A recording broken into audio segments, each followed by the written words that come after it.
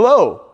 In this video, we're going to walk you through basic setup and configuration of the MemoRail Modbus transmitter by Knick. To configure your MemoRail Modbus transmitter, you will need an RS-485 to USB adapter, a laptop preloaded with a DTM framework such as PACTware, MemoRail Modbus DTM, a power supply, and of course your MemoRail Modbus transmitter.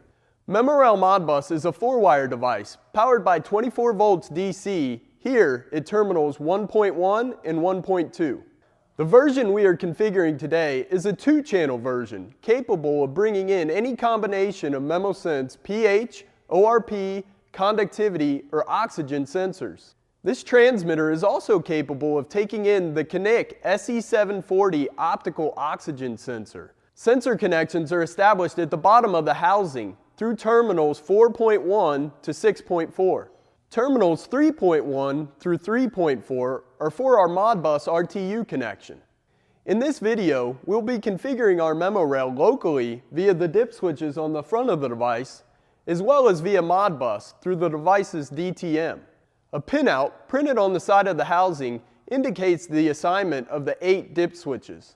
MemoRail Modbus acts as a slave device, meaning information must be requested from the device via a Modbus master. Up to 32 MemoRails can be connected to one Modbus master, allowing for up to 64 measurements. To address our MemoRail Modbus transmitter, we will utilize dip switches 1 through 5. The addressing follows simple binary format and can be set anywhere between 1 and 31. Next, with dip switches 6 and 7, we can set our data formatting. The default for this setting is 1 start bit, 8 data bits, even parity, and 1 stop bit. Finally, with dip switch number 8, we can activate the second channel on our MemoRail Modbus transmitter. We will ensure this dip switch is turned on and apply power to the device. We'll now finalize our configuration through the DTM by utilizing our RS-485 to USB adapter. For simple configuration of the device and connected sensors, the device type manager can be used. The DTM allows for easy communication with our MemoRail to read and write registers. Of course, any Modbus master software can be used for configuration with the proper read and write registers.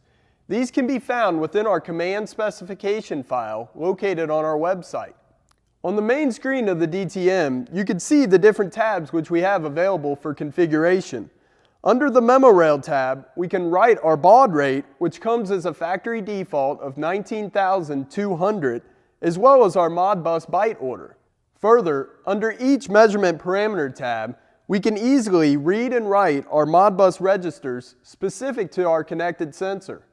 Once we have finalized the setup of our transmitter, we will begin reading our measured value registers to ensure we are not receiving any channel errors. This completes the setup and configuration of our MemoRail Modbus transmitters. We're now ready to go online with our measurements. Thank you for watching, and be sure to watch our next videos on calibrating and troubleshooting with the Knick MemoRail Modbus transmitter.